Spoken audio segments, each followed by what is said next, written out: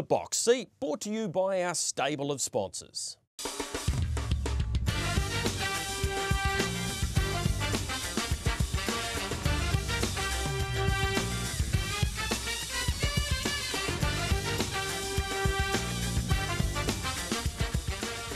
Hi everyone, welcome to this edition of Your Box Seat. Yes, brought to you by our stable of sponsors off the back of a couple of interesting performances over the last 7 days. Copy that getting beaten at Alexandra Park, and of course with placemakers we went to the Hannon Memorial where the Mayor Artie's Express got the business done. Joining me on the show is Matthew Peden from the Bookmakers Desk.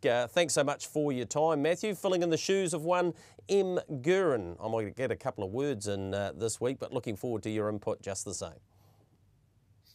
Yeah, hi Greg, hello viewers. Great to be joining you this afternoon, this evening, wherever you're watching around Australia or New Zealand or around the world. Looking forward to dissecting the last week of harness racing, particularly that Hannon Memorial, which will be a key lead up into the IRT New Zealand Trotting Cup for 2023. All right, let's have a look at what's ahead for you on your show, and we have plenty for you. The IRT Road to the Cup continues with those races we've just spoken about. This week, it's the Spring Cup, and we'll preview that. Can he redeem himself? Copy that. We focus in on the entire Auckland meeting because it's the Group 1 Caduceus, and then we'll have a look at Addington, which race on Thursday night with a couple of key races there too. The Vic Bread was run, and Kiwi success there. Word is there will be a trot slot race. We'll hear from David Branch, update Blue September, and of course we have a new competition, a chance for you to get to Addington Raceway as part of the Grand Prix. So stick around and we'll give you the details on that.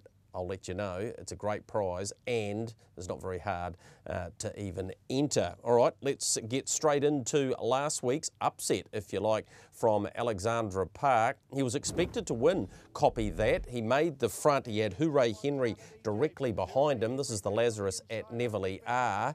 And copy that had run his second quarter of the last mile in about 34 seconds. That probably brought these other horses into it. Montana DJ down the outside.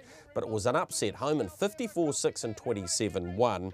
Hooray Henry got the business done, Matthew Peden, and the bookies had this horse $1.10. They don't often get beaten when they're that price, but the dual New Zealand Cup winner did. Absolutely, Greg. And I think if you look at the race in one way or another, the market expected Copy That to win, but one thing we've learned over Copy That's career is if you do write him off one below par performance, that it's at your peril, because Ray Green's demonstrated on a number of occasions his ability to turn this horse around, particularly when it matters. Well, he's only had 6 wins in his career now, Hooray Henry, but he was driven by the master horseman David Butcher, of course, trains this horse, and yeah, he'll make his way towards the Spring Cup this week, where he'll get an opportunity to beat Copy That again. We'll look into that Spring Cup market and who will be favourite. We know who that'll be. $1.45 will be the price around Copy That a little bit later on in the show. The other key race, and I'm with you, Matthew, around Copy That, and this is not his grand final, certainly not 8 or 9 weeks out from the Cup, but here was the placemakers Hannon Memorial. In front, Republican Party. Artie's Express gets to her inside. Sitting parked, of course, was Pembroke Playboy, and got you covered going another cracking race with Anything Goes getting himself into third. But it was the winning performance of Artie's Express, who is co-trained by Steve Telfer. She'll take the placemakers Hannon Memorial to beat Republican Party, and Anything Goes. Well, we're expecting her to really foot it with the top-class horses, and she's done that here in the Hannon. Yeah, she has. Look, it was aided by a lovely drive from Tim, but her manners got her into a good spot, and you know, she got a lovely trail after that on the back of Republican Party, and got up the lane good. So yeah, no, it's always good to see her measure up, but yeah, she's a horse with we've thought a lot of for quite a while. There were a few lead changes early, but yeah, she made that very good beginning, and Tim moved at the right time to get into that good spot following Blair. Yeah, he did. Yeah, no, he did. So yeah, hats off to him once again. He's driven her well on the big day. So yeah, no, we look forward to keeping her going and heading towards hopefully the Cup. So what is the plan now going through? Where may we see her next? Yeah, look, we're conscious of the fact that she's ranked 30th. So, but before today, we were hoping to just tick through some mares races through October. There's some open mares races away from the better ones, you know, the open class ones, and then hopefully that she'll be able to bring a rating down to get in. But we may have to start in one of the big ones from here on in to bring that rating in. Stephen Amanda Telfer trained this mare who's now won 10 from 13, Matthew. News just through from Brian Rabbit that Artie's Express has now gone from 30th to 15th, so Steve will be happy about that. The other movers, Republican Party makes the top 12, and just to his inside as Anything Goes, who's now been placed in 2 Group 3s in his last 2 runs. But she's big, she's strong, she's certainly going to handle the free-for-all company as she showed on Sunday on what was a pretty testing track. Yeah, Greg, and it was good to see her stamp the fact that she will be competitive against these open class horses. I think off the back of her second up run, she would have gone reasonably close to winning the night that she was eventually beaten by Anything Goes when she galloped on that final turn. And she bounced back well, I should say, from that hiccup when she went down south. And as we said, she's just stamped the fact that she will be competitive and going to be a really good chance in these open class races as we get through the spring. All right, market-wise for the IRT New Zealand Cup, we'll have a look at that now. Rakuta remains the favourite. We won't see him till the 29th along with Self Assured. We heard from Mark Peden last week about that. So $3.50 Rakuta, $5.50 for Self Assured, $6.50 copy that. But if you go to tab.co.nz, boosted to $8.50, BD Joe $8, Old Town Road $9, Artie's Express $11, Swayze $13, Anything Goes, Captain Ravishing at $21. Matthew, I caught up with Nathan Williamson with regards to the performance of Pembroke Playboy. He said, look, he was first up, the track didn't suit him, he had to sit parked. He'll now go to the Canterbury Classic and he'll either tell the punters and the connections whether he's going to get back to his best or not. But basically, to ensure he gets a spot in the Cup, he's going to have to perform at this level. That's right, Greg. And he's out to 100 to 1 after his run in the Hannon on Sunday. I think, as you say, if Nathan can get him to improve off that run and signal to those doing the rankings and whatnot that he's back on track, then the opportunity's there. And as we know, he's got excellent stand-start manners, so the New Zealand Cup would be a great race for him should he get there. Yeah, Spirit of St. Louis, another one that's trying to get there. His winning performance at Menangle last Saturday night. 152 for him in front. He often doesn't win by much, Matthew. We know how many times he's been placed at Group 1 level, but he's in the right sort of form to come to New Zealand, and if he can't win the Cup, I tell you what, he'll go close in the free-for-all. Absolutely, and he's got that brilliant gate speed as well, just on that free-for-all. So if he was able to come over and use that gate speed to find a handy spot over the 1980 on show day, then you'd think he's going to be ultra competitive against some of those horses. Here's Rock and Roll Do winning the Maryborough Cup on Sunday. Can go the big horse in the gold cap and the predominantly white and blue colours of Anna Donnelly. Just battles here. Of course, he missed out on that opportunity to race about 10 days earlier when he wouldn't load on the float. Rock and Roll Do, by the way, made it 14 from 39 and is equal favourite along with Catch a Wave for the Vic Cup with Leap to Fame coming out of that. Very good win again by Rock and Roll Do. He's got to be the horse to beat the defending champion in the Vic Cup, but where's Kango's campaign at? Yeah, Michael Stanley did a brilliant job driving him at Maryborough on Sunday, pushed through from that back draw and was able to work his way to the front. And in the last 50, he looked to do it relatively easy. But just on Kango, whether or not he's going to have to improve off that run to be competitive in the Vic Cup. But we've seen Anna peak him on the right days before, so fingers crossed for his contingent of connections that he'll be able to do so. Continuing our look at the build towards the IRT New Zealand Cup, here's an update from Alexandra Park from John Dickey about Old Town Road and where he's at. John, what's the update on Old Town Road? I believe he's not going to be in the Spring Cup. No. Mickey popped a stone bruise when he was spelling, and it was bad enough that it was still weeping. We had to keep poulticing it in the paddock, so he's sort of spent another 2 or 3 weeks in the paddock. We didn't really want him, so therefore he's going to miss the Spring Cup and hopefully line up, trial the next 2 weeks and line up in the Home CG. Any concerns going to 2,700 metres fresher? No, not at all. He's a push-button horse. He can race any distance, any speed, yeah. How many races do you think you can get into him before the New Zealand Cup? Well, I'm getting through the Home ZG and being obviously coming through that run and being confident with him. We'll go to Ashburton. and then we'll either go to the Cup trial, or I think there's a race lead up to the Cup at Addington on the Friday before the Cup, I think. He had that first year in open class. Has he matured physically at all? Yes, he's actually a monster at the moment. A little bit, I read about racehorses, a bit porky, but he want to see mine at the moment, you know. He's bigger than me, you know, and I'm no beauty, as you know, Mick, you know, but... You and me both, John. But no, he is really good. I'm not worried about him just having like 3 runs before a Cup. He's a speed horse, and he's just not a horse to be out there doing it every week like some other Dow good 2-milers can, you know. So I'm not, as long as he gets 2 or 3 runs, and you know, I'll be happy going into the Cup. And if you got a chance to see the one-on-one program, Matthew, you would have heard John Dickey say he thinks he can win a New Zealand Cup even on a preparation like that. He's $9. By the way, Spirit of St Louis at $21 at the moment. But Old Town Road, until we see him, I suppose there's a little bit of trepidation there, but he certainly has the quality, I believe.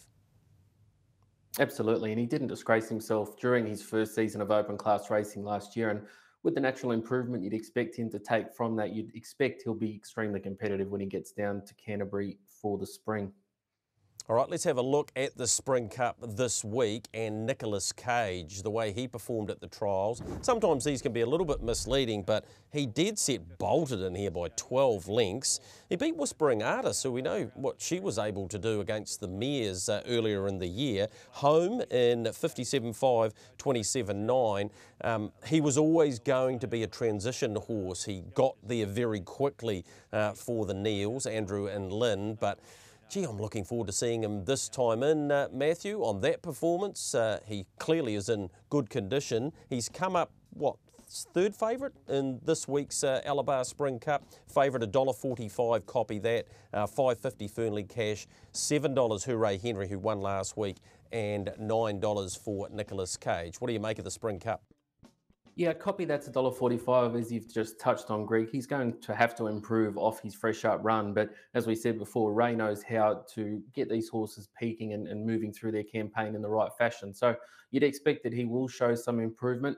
Agree with you on the workout of Nicholas Cage. Matthew White just letting him slide that last mile or so and gave him a pipe opener, which is good to see. So on that 4th line of beating at $9, you'd think that he will be able to make sure that they know he's there and hopefully improve off that run as well.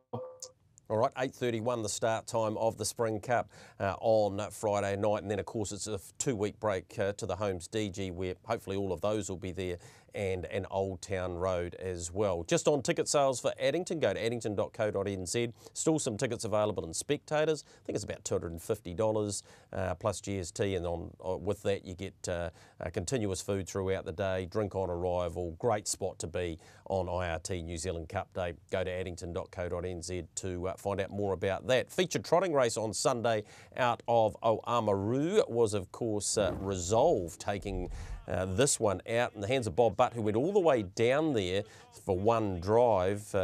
Galleon's Ambassador got to the outside, looked like it was going to go close. Hidden Talent right there as well, and the Bloss going her usual honest race, but a pretty brave Resolve getting the win here. Post-race we'll hear from Bob Butt, courtesy of Mark Cookson and the trackside team.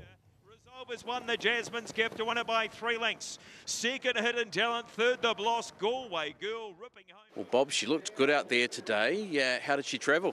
Yeah, she travelled not too bad. She was sort of making hard work of it, but everyone was, you know, the track's that blooming rough. So, but luckily she just outstayed them at the finish there, yeah.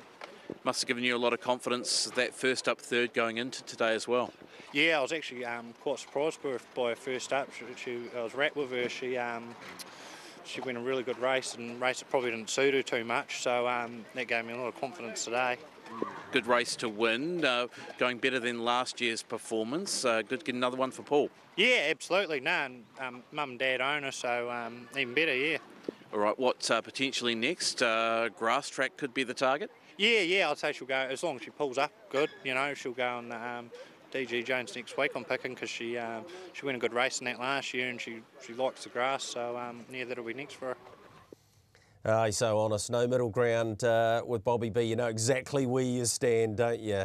The track was pretty rough for everybody, and that was really seen there, how the kart was bouncing up and down inside that last 100 metres. Brilliant performance from Resolve. She's now won 9 from 36, and Matthew, she's jumped up inside the top 10 for the Renwick Farms Dominion.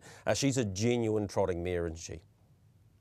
Yeah, and a brilliant trotting mare too, in a sense that she can stay and she handles the grass as well as she does the all-weather surfaces, which will help her for a couple of the features on the grass leading into Cup Week. But a brilliant drive from Bob. He knows that Paul's horses are generally rock hard fit, and to get her to the front on that slushy testing track, as you've touched on, took the luck out of the equation, and those that had backed her would have had a sense of confidence once she found that spot.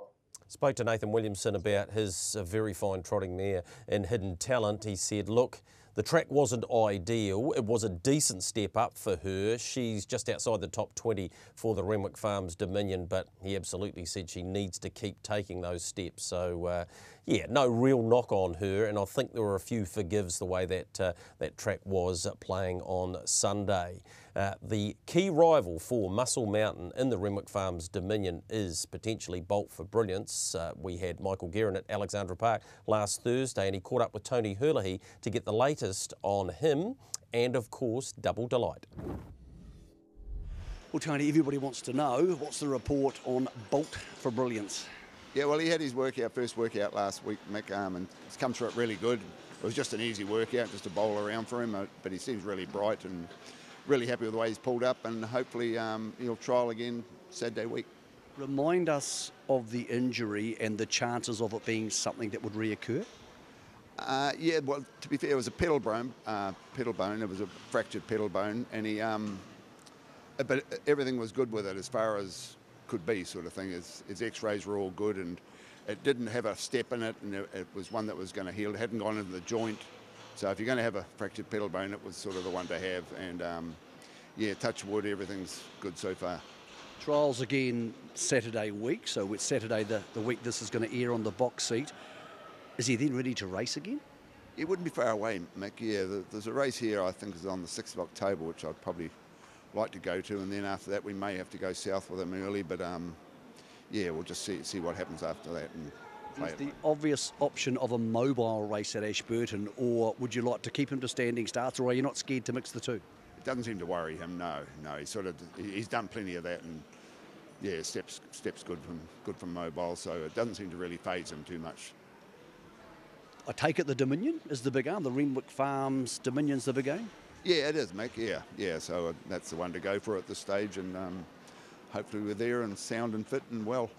Some horses, when they've had an injury, they can change demeanour, they can be a bit unsure of themselves, or they can sulk a touch. I'm picking he's not that sort of horse. No, to be fair, he feels better than he ever has at this stage, but yeah, we've still got a wee way to go, but he seems really good. One who is a lot further away from racing, if potentially ever again, is Double Delight, your Jules winner. She obviously injured herself around Roe Cup time. What's the prognosis there? Yeah, well, she did a pedal bone as well, and it was probably a worse scenario than his, where it was quite a bad fracture, and she had a couple of other little problems at the same time, which you'll always have as well. So she's still been boxed, and we'll just make a decision on her around Christmas time, which way we go with her. You won't take the option to breed from her this spring just in case? No, I don't think so, Mick. We'll just give her a chance to sort of come through this and see, and give her the time to, if she doesn't come through it, she's got time to let down and probably breed the following year if we do that. So Matthew, really good news around Bolt for Brilliance. We know his immense talent, and we want to see that rivalry resume between Muscle Mountain and Bolt for Brilliance. Just having a look at the market, 180 for Muscle Mountain, who got beaten first up. Of course, 350 Bolt for Brilliance. He did trial quite nicely, as Tony just told us. Artie by the Hill at $9. Loving the Port, who I really liked his performance, fresh up, 13s. Mataderos, who's another one going to the Banks Peninsula Cup, as is Resolve, at 15s, along with Oscar Bonavina, who's making his way there too. What's the sort of spend and what's the sort of interest in this market at this stage? Are there a lot of people going through Muscle Mountain multi-wise?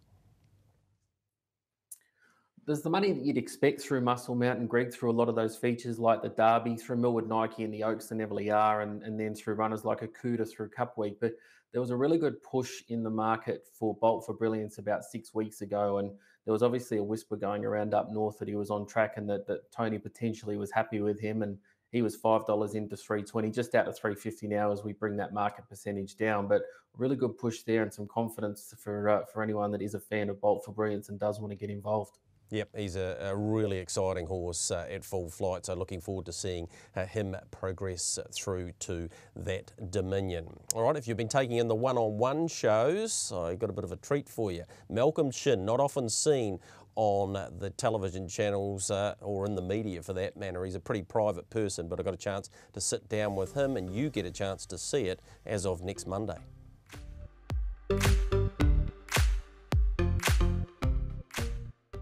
We didn't try him as a 2-year-old, he was pretty big, and so we started him as a 3-year-old, and we're a bit of greenie, so I wanted to get him really, really fit in that, you know. So he went 8 trials, and naturally he won 8 of them. That's how good he was.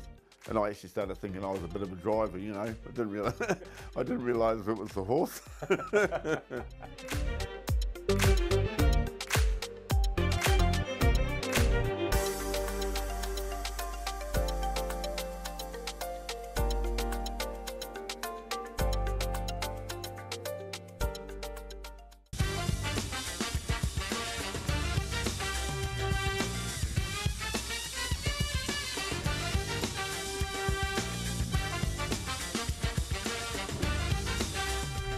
So here was the feature from last week, the Woodland Stud Sire Stakes Harness 7000. Triple G in front. Coney Island Lou, though, runs him down and does it really nicely. Win 3 at start number 9 for him, Matthew. He's into $21 for the Derby. They went a 55.2 mile rate, and it was a coolish sort of night there too at Addington Raceway. Spoke to John Dunn post-race. He said, didn't quite have my one ready for that, and clearly the Dalgettis had Coney Island Lou ready to go. Spoke to Carter a couple of times about him. He believes he's the biggest improver amongst their 3-year-olds, of which the Kentuckiana Lodge team have a large number. That's right, Greg. He was beautifully handled by Carter. He allowed him to come out of the gate and then take a trail, I should say, on John Dunn, and allowed him to use his speed late, which was the telling factor. As you said, they ran some good time on a cold night, which was good to see, and obviously a good campaign coming up for Coney Island Lou. While we're on that, spoke to Carter during the week. 2 of their 3-year-olds who have good records in Franco Sinatra or Hoka LeBron, about 3 weeks off a trial at this stage, and touch and go whether or not they're ready for the Flying Stakes, which I believe is in mid-October. All right, that's mid-October. What about the Derby on Grand Prix Day? $1.80, Don't Stop Dreaming, Merlin about $3.60. Can you give us an update on a Hoka Connor and Ultra Meteor from the Stonewall team? Because there'll be a lot of interest in them heading towards the grand final for the 3-year-olds. Greg spoke to David White, the foreman, I should say, for the Southern Arm of Stonewall Stud. Hoka Connor's about a month off a trial, so it doesn't look like he'll be ready for that Flying Stakes. But at the moment, everything on track and should be right for the Derby. Alta Meteor trials tomorrow, as does good 3-year-old filly Sweet Diamond. So both of those won't be far off a racetrack return. All right, look forward to following their progress. Speaking of progress, let's have a look at these 2-year-old trotters from Alexandra Park last week. Paramount Kiwi, with all the breeding in the world. Maddie White doing a wonderful job as they turn for home here. Looked like the favourite, the Moonstone, was just going to continue on her winning way. But he showed the family ability here, and we'll hear from Maddie White post-race with Michael Guerin to find out just where he's come from and where he might end up. Paramount Kiwi, nice debut win. Second, the Moonstone caught just short of the post, and they were followed by... Well, that's a hell of a debut. Yeah, it's good, Mick. Yeah, he, you know, he's a professional horse. He's done nothing wrong so far. So, you know, his manners sort of key tonight, and he dug deep. I didn't actually think I was going to get sort of Nicky up the lane, but he sort of dug deep and got there, yeah. Well, the Moonstone's a decent and experienced horse. It's no mean performance to catch her. No, that's right, yeah. Like he's, you know, he sort of had to go his best, I think, to get her. So, yeah, that's right. And everybody starts thinking this time of the year about things like the Grand Prix and whether you travel a horse like this. What's the answer to that question? Yeah, looking at the Harness Millions at this stage, so that's 13th of October. So yeah, we'll go down there, and then like his sire stakes eligible too. So just whether those like the sire stakes in the Grand Prix a little bit later, they're in December. So we'll just sort of play it by ear what we do, whether we just go down for the Harness Millions and then tip him out after that. He's still a wee bit on the weak side, so probably leaning towards sort of that way at this stage. But yeah, I think we'll go down for the Harness Millions anyway. How many horses does Maddie White have in work at the moment? I've got 16 there at the moment, Mick. Yeah, a lot of young ones, so it's good. It's nice when the young ones can come to Alexandra Park and win on debut. Yeah, for sure. Yeah, it is. That makes it that easier getting up in the morning and got nice stock to work with. So yeah, it's exciting.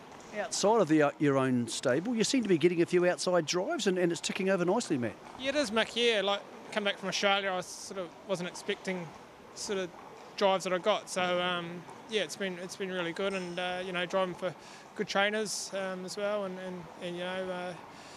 good owners, and it's sticking away nice.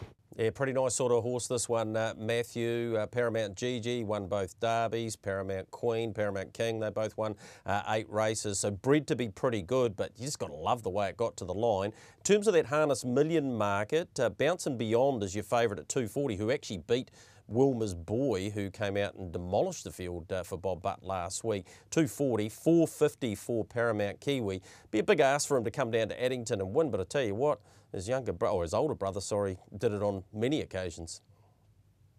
Absolutely, and he looks the ultimate professional as well. Not often you see a 2-year-old trotter that'll come out and just beautifully take that trail on a helmet, peel out and do it as effortlessly as what he did, but looks to be plenty of upside for him there. Really looking forward to seeing how Derek Bull's runner develops as we get through the season. Dreams Pat. He just gives you the feeling once he gets out to some sort of a staying trip, he's going to really excel. And the way he won 2 starts ago, he looks to have a brilliant upside. Yep, I agree with you there. Looking forward to seeing these 2-year-olds progress. Let's have a look at Mantra Blue, because she is progressing. 2 from 2, taught a wee bit in this race by Zachary Butcher. We'll hear from him post-race.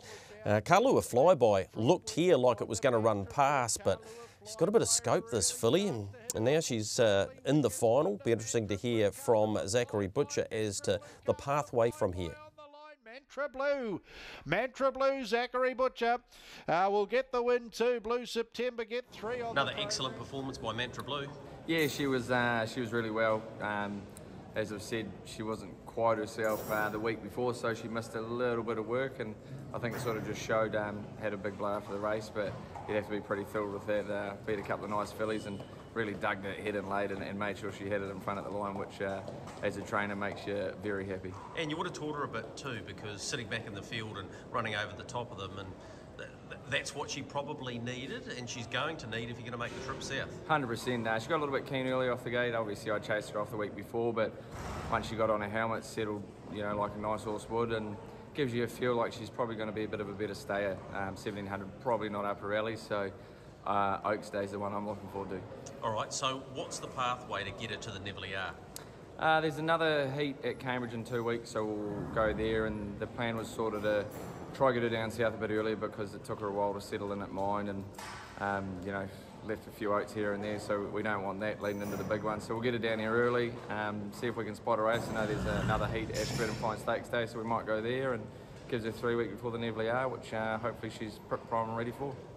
We know his talents as a driver, Zachary Butcher, but his strike weight would suggest, Matthew, that he's got some immense talent in the training ranks too, because he just keeps on delivering, and so does this filly. Yeah, she's untapped really, Greg. She's probably she is the only horse in that top 10 of betting for the Nivellier and Oaks. It isn't one of many Millwood Nike victims through their 2 and 3 year old age group races, but she's been well back, 26 into 13 after her run last week, and that 13 was taken into $9, and I expect that support may continue, and I really look forward to her clashing with Millwood Nike at some point, just to see where she fits in the pecking order. Yeah, $1.35 for Millwood Nike, so pretty short on. As you mentioned, $9 for Mantra Blue, Treacherous Gal $11.80 by the Seaside, and Sweet Diamond at $13. We know that what the success the Race by Grins brought to you out of Cambridge has been. Well, David Branch has always wanted to have alongside it a trot slot race. Michael Guerin got the chance to catch up with him to discuss that, and you'll find out a little bit more about it because you've got a couple of weeks to show some expressions of interest. All right, David, 2 years into the Race by and it's worked and it's been fantastic. Now you and your team are trying to ascertain whether a trot slot race could work. How far along is planning for that, and what information do you need to know if it's going to work? Yeah, that's right. The timing kind of feels right now to look at that. We sort of sat back and considered it last year and sort of glad we didn't in hindsight. But looking forward, we've got the support from a sponsor and some other things on board. So now the timing feels right to flick the switch, I guess. All right, how do you work out whether it's going to get off the ground? Because I know there was some reticence around the Race by Grins, and once people had explained to them how it's going to work, it worked very well. So what do you do to find out whether you're going to have enough slots to make it work? Yeah, that's right. I think the way the industry's sort of come along in the last couple of years as well with the Eureka and things like that, and the Race by Grins, obviously people are starting to understand the concept a bit more. So the key for us now, before we go any further, is to work out whether we've got the support to sell 10 slots essentially. So we're opening up for expressions of interest. We're keen to hear from people. If a trotting slot race seems like something people want to be interested in, then we want to hear from them. Okay, let's talk numbers. What would you like the stake to be? What would you like buy-in to be, and is there a limit of years? So no limit of years, so we're just going to roll it over, just start with 1 year. Our slots will be 50,000, so that's where we're starting from. At this time we can guarantee the stake will be 650k based on those numbers. Obviously always looking to see if we can get it up, and we've got a few balls in the air there as well. So yeah, 650k stake guaranteed, 10 slots, 50,000 and 1 year commitment. From talking to stakeholders in the Race by Grins, have you found that those who are business entities have been able to make their investment tax deductible as marketing expenses? Has that been something which has worked for some people? Yeah, definitely.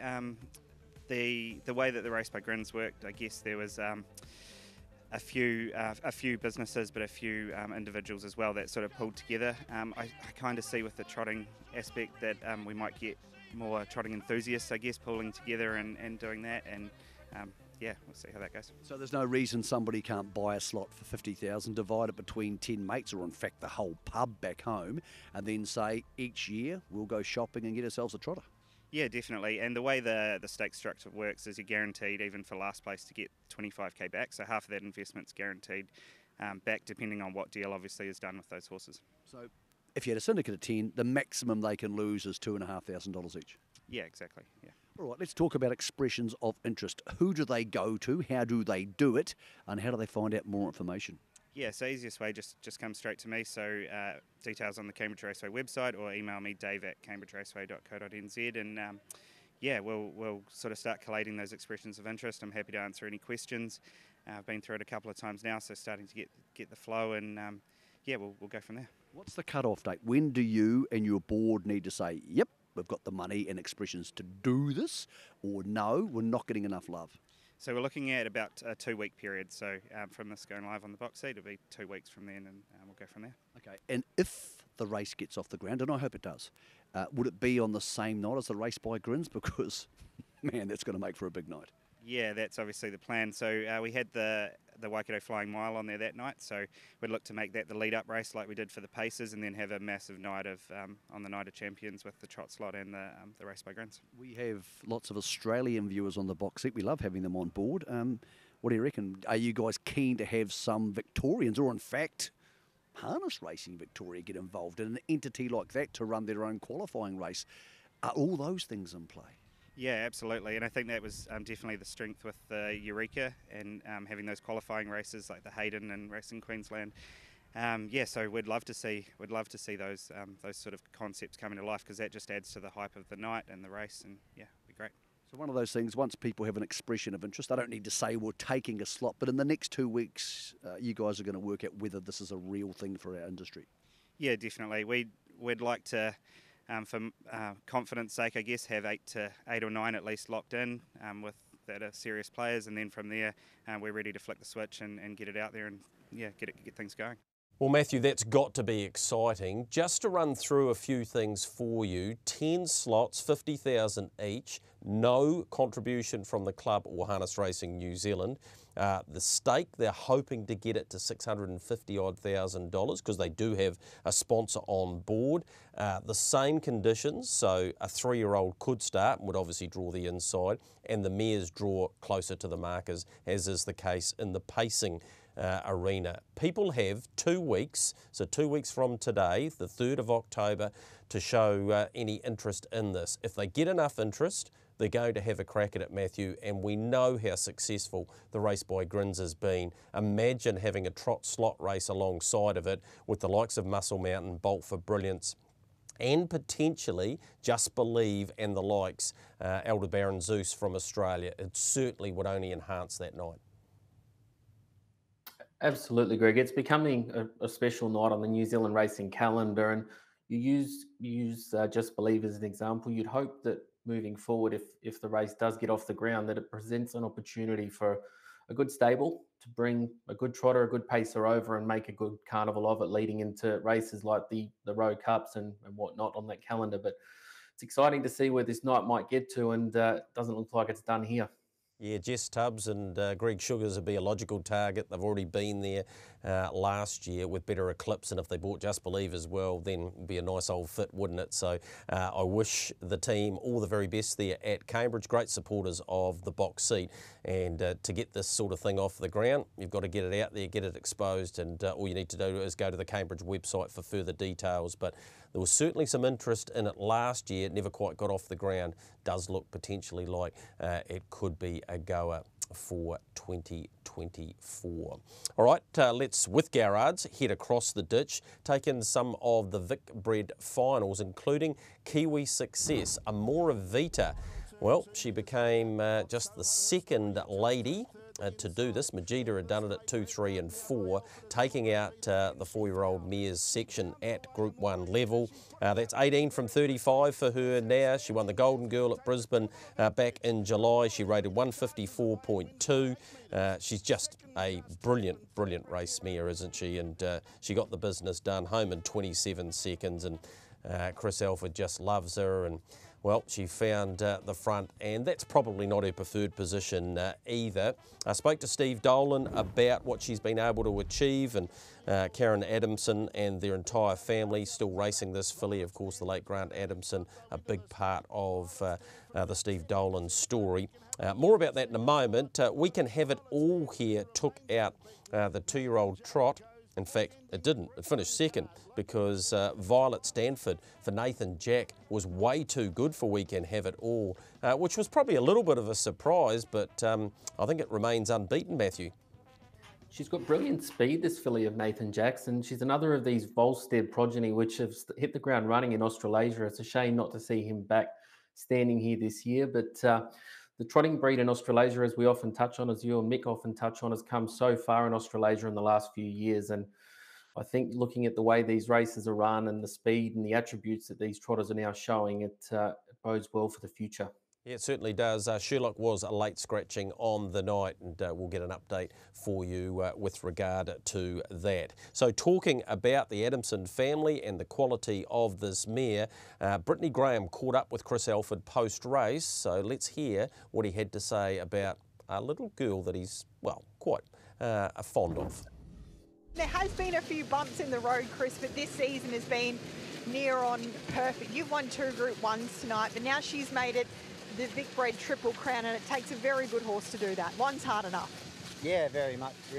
Yeah, great that she can join Majida as the only mares that have won the 2, 3 and 4s. And yeah, she maybe was a little bit flat from last week. She ran super and just sort of felt a bit doughy tonight, but that might have just been because she was in front and she might have just been waiting for him a bit, getting a bit smart. I actually looked up at the top of the straight and I thought I was expecting her to explode away, but you had to get to work, but as good horses do, they find. Yeah, that's right, and as I said, she hasn't really led that much, so she probably likes to be chasing them down instead of having them chase her. It's not going to get any easier from here on out, and she's an older mare now. I said pre-race, she looks like nearly an older stallion these days. She's such a big, strong girl, but I'm sure that she'll take that step with relative ease. She's proven it already. Yeah, that's for sure. And, you know, it's good like when we saw at Shepparton, when you don't have to drive her like the best one, how good she can go when just driven off the speed. She's a pretty special mare, and here's hoping that we get to see her for a few more seasons to come. I see a few of her Kiwi owners here tonight, so we might have to tell them to leave her here for a little while longer. Well done. Yeah, I'll tell Steve that he doesn't need her back home. Great to hear from the puppet there about this very fine mare and what she's been able to achieve. And yeah, he's had a great association with her. She certainly has dominated this season, and it doesn't sound like it's over. When I spoke to Steve Dolan about where she's going next, he said, oh, there's a little bit of discussion about the Vic Cup, but probably not, Matthew. More likely to go to the Queen of the Pacific later in the year. It's a $150,000 mares only race. She'll be a dominant favourite. She probably should win it. And does she really need to be butting head with the boys again? Gee, she's had a great last couple of months. In fact, she's had a great career. Yeah, she's done a tremendous job all the way through from her 2-year-old season. Obviously, with Nathan Peden early on taking over from Steve Dolan as trainer, she did a good job there. And now racing for the Stewarts, who continue that good record on for her. She's a funny sort of mare. If you didn't know her well and you watched her around those last turns, you'd think she's under a fair bit of pressure, but Chris just gets so much out of her, and she responds so genuinely, and she's just a beautiful mare. Yep, a brilliant race night there on Saturday night. There was a little bit of an incident Saturday afternoon around the Emma Stewart team. The stewards have opened up an inquiry and actually scratched 2 horses the following day at Maryborough, so we'll watch this space in that regard. Time for us to take another break here on your box seat as we go to it, the IRT Maiden Performance of the Week. They don't need to win by much sometimes to put in a heck of a performance, and that was the case with Better Lover. Came from barrier 9, not very big, trained by Brendan Hill, the old firm, with Ricky May and the bike. Gets the business done over Toby Tom B. Doesn't get there by much, but I thought it warranted being the maiden win of the week. Better Lover lifting from Toby Tom B. It's Better Lover. Better Lover beat Toby Tom B. I fancy Sea Cracker, maybe just held third.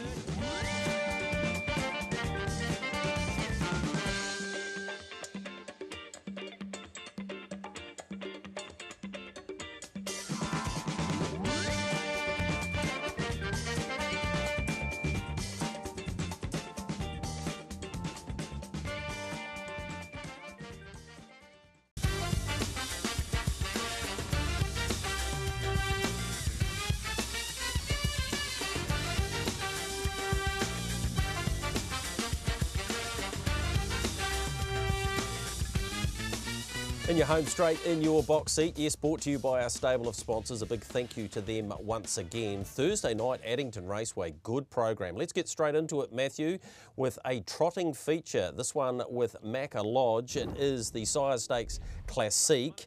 This is the most important replay, although Walking on Sunshine wins very easily. Sunny Sister subsequently has come out and won nicely.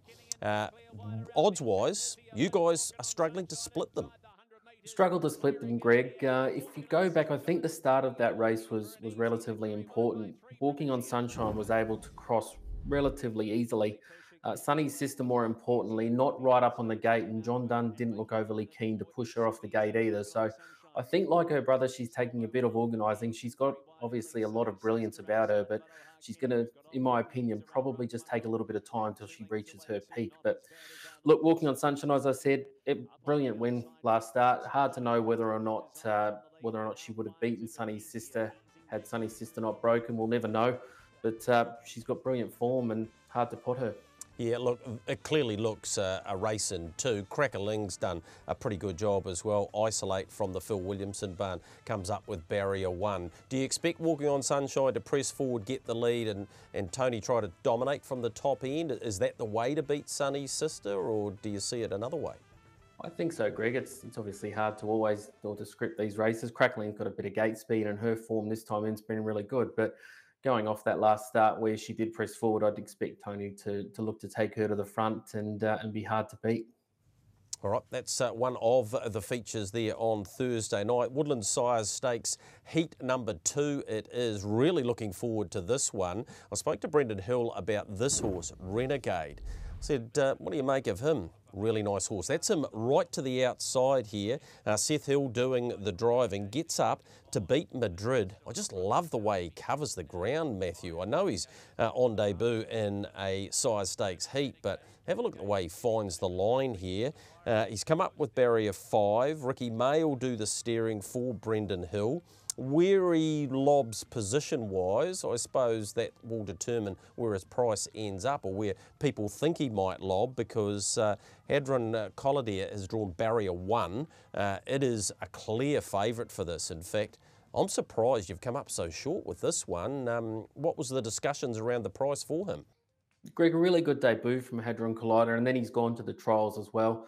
I've clocked him running home at about 55.5 on that occasion. Tim Williams putting him in the park spot over the closing stages. But he looks really progressive, really sharp. Another one which we gave plenty of attention to, Commander Joe, 650 on that third line of betting. He was really unlucky behind Vessem last start. And as we know, Vessem to this point has been the testing material for these 2-year-olds, a $3 favourite for the Harness Millions. So had he gotten a little bit more luck last time out, it would be interesting to know how close he would have gone to Vessem. But hard to line them up. Hadron Collider, probably the draw was a big telling point in his price, but looking forward to this race on Thursday night. Yeah, $1.55 for him. Minos, I didn't mind the way it trialled.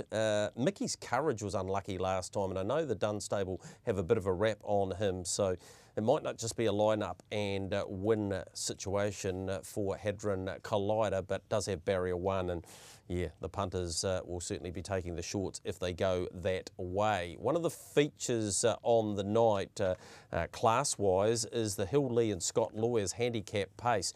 Really taken by the first up run of Here's Herbie. Hits the line strongly. Nothing wrong with this in his first appearance for some time, Matthew. This was in behind Who's Delight. Franco Indy nearly getting there, but Here's Herbie. Probably peaks about here. Gets in off the front. You've put up $9. Barks $5. $4.50 for Beach Ball. $6.50 Smithy's Terror, who needs to get the start right. It's a pretty competitive race, this, isn't it? Greg, I can tell you when we put the market up and we discussed it, it was an absolute nightmare to try and work out some sort of market order. There's so many different form lines at play here. Here's Herbie you touched on. Interesting stat around him is of his 5 wins, 4 of those wins have been off the stand start, so I think this is an absolute key for him. Bark was a good runner. We came up with him as second favourite. He came around them, did some work last start, and the 4 horses that beat him home, the 5 horses that beat him home last start are all quality animals. So you think with his move to the front line, number 2, he should be ultra competitive. Right, really good program there, Addington Raceway Thursday night. Well, they've got a start time, 5:11. Looking forward to being on track there. Group 1 racing at Alexandra Park. We touched on the Spring Cup before. Let's have a look at the Caduceus Club, though. Here was Coastal Babe beating the likes of Ultimate Racy Girl second, Kiss was third, and Treacherous Love in 4th position, ducking back to the inside. Won really nicely, Coastal Babe. Comes up with barrier 6 for the Group 1 this week. $110,000 goes on the line. A couple of interesting Southerners have made their way north, though. Treacherous Baby from barrier 1. Thought it was excellent when 4th behind Vessem first up. Mark Peden's record in this race, outstanding. The All-Stars have won the last 9 in a row, and Mark's won half a dozen sitting in the bike. Comes up with barrier 1. Matthew, you've come up with $7 for this horse. I'll have a little chocolate fish with you. There's absolutely no chance it'll start $7. Yeah, Gregory, the boys have put up $7 for her. I think these 2-year-old fillies at this stage of the season are still looking to fit into their pecking order, I guess you could call it. A couple of these Southern fillies are only still relatively lightly raced, and now with the change of birth dates and those Young Gun series remaining in their same spots, a lot of them still don't go to those Young Gun series. So we're still trying to find out how good a few of them are. But interestingly, with Treacherous Baby, she's $3.80 to take out the size stakes final in the futures market. So will be interesting to see where she ends up on that $7 line of betting. But Kiss is $3.50, Coastal Bay $4.50, and then out to Treacherous Baby, as we said, at $7. All right, looking forward to that Group 1. Just reiterating the prices around the Spring Cup. $1.45 copy that, $5.50 Fernley Cash, $7 Hooray Henry and Nicholas Cage if you want to have a bet into that. But we did preview that race earlier. Sire Stakes Heat, race number 10. Lee Major took out the first heat. Let's have a look at the winning performance at Cambridge. Pretty nice effort. Comes up with a barrier 5, but there are only 5 starters. I thought Hawkeye Pierce was excellent late in the piece for Logan Hollis. The Hollis-Robertson team have a pretty smart Son of American Ideal here. He found the line beautifully. He comes up with barrier 2 here. So $1.75 Lee Major, $5 Hawkeye Pierce, $4 for Escape Artist, who's second up. Tony doing the steering, and Jahai at $6.50 is another one that I think's got plenty of talent. So that's Alexandra Park on Friday night. Excellent program there too, first underway at 10 minutes to 6 o'clock. The Banks Peninsula Cup, Matthew, Oscar Bonavina's the one we want to have a look at here. Trialling against the Pacers, some pretty handy ones to be fair. Lovestruck won at Don't Stop Dreaming second. Mark Peden sitting quietly on Oscar Bonavina. He's trialled up really nicely. I expect him to go well on Sunday. Yeah, he's got a brilliant turn of speed, doesn't he, Greg, for a trotter, and being able to run up the straight with the likes of those horses you've just mentioned. It's nothing you'd want to shy away from, and he looks like he's come back in good order and hopefully nice and sound for the connections, and he can have a good spring. Yeah, the Banks Peninsula Cup, the DG Jones will be out later today, but Mystic Max is in there. Resolve, the winner from Sunday, Time Up the Hill. Mataderos, who's over his injury concerns clearly, and Oscar in there too. Couple of highlights from last week. Kieran Tomlinson, well done. 100 wins, got the business done with Classic Mission for Brad Williamson, and Brian Norman got win number 200 with Steve. Where can you race this week? Around Aotearoa. Here's our map for you. Addington Raceway, that $45,000 Group 3 Mackin Lodge Sire Stakes 3-year-old Trotting Fillies Classic will be an excellent contest. Alexandra Park, Group 1 action. Caduceus Club, 110,000 2-year-old Fillies Classic, the Spring Cup and the Northern 3-year-old Stakes there. Winton Race Saturday afternoon, 12:08, 10 races, the first underway from that venue. And Monacarara on Sunday with the 11 at 12:30, the first $40,000. A great race, the DG Jones Banks Peninsula Trotting Cup. Let's update Blue September for you. And at this stage, they've gone past 15,000, 15,500. If you want to win a ride in a dual sulky with one of our Canterbury Blue September's ambassadors, you need to put your gold coin and entry slip into the bucket with the driver you think will win the Blue Bolt. So they'll all be on course, all of the ambassadors on Sunday as part of a big day there at Banks Peninsula. Looking forward to that one. Congratulations to the juniors who've made the Junior Drivers Series. That'll be run over the weekend of about the 6th, 7th and 8th, I think it is, of October, finishing on Methven Cup Day, which I think is pretty cool. If you want to get that tender, or get your tender in for the What the Hill service, courtesy of Woodland Stud, you need to send it to office@ashburtonraceway.co.nz. It closes Friday week, the 29th, so get your tender in if you want to be part of that. Ashburton Trotting Club, a big part of the box seat, and have been since we kicked things off just over 3 years ago. Speaking of competitions or entries, what about this one, Matthew? Courtesy of our good friends from Entain and the TAB, we have a trip that you would love to win. From anywhere in New Zealand, the prize is up to $5,000. 4 people to come to Grand Prix Day, accommodation with our good friends from the Commodore, so right beside the airport there. Hospitality on Grand Prix Day for 4 people, courtesy of Addington Raceway. Transfers to and from the Commodore to Addington.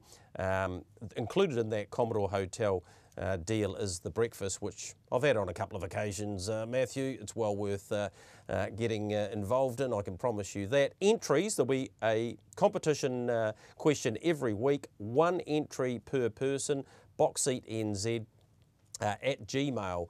We'll have the questions right up until Cup Week, and Matt then will do the draw on IRT New Zealand Cup Day. Be a decent sort of a prize, maybe, as Michael said last week, 4 blokes, 4 girls, maybe a couple of couples. Who cares? It'll be a good weekend. Yeah, if you're not looking forward to being in the competition or in the running for something like that, then I think you're in the wrong sport and following the wrong sport, Greg. That looks like an amazing opportunity for those people to win.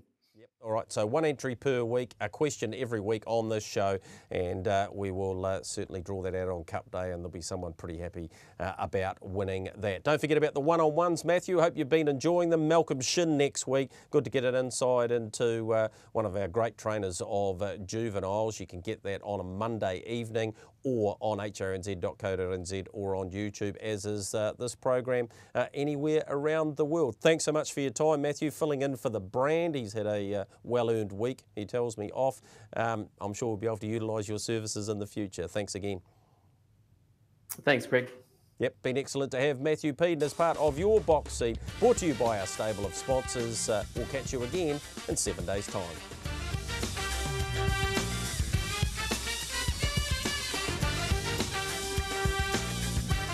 The box seat, brought to you by our stable of sponsors. Harness Link, for all your worldwide harness racing coverage.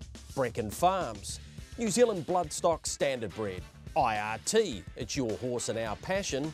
Garrard's Horse and Hound. Lincoln Farms, Renwick Farms, Harness Racing New Zealand. The clubs, Auckland, Cambridge, Addington and Ashburton, and the TAB.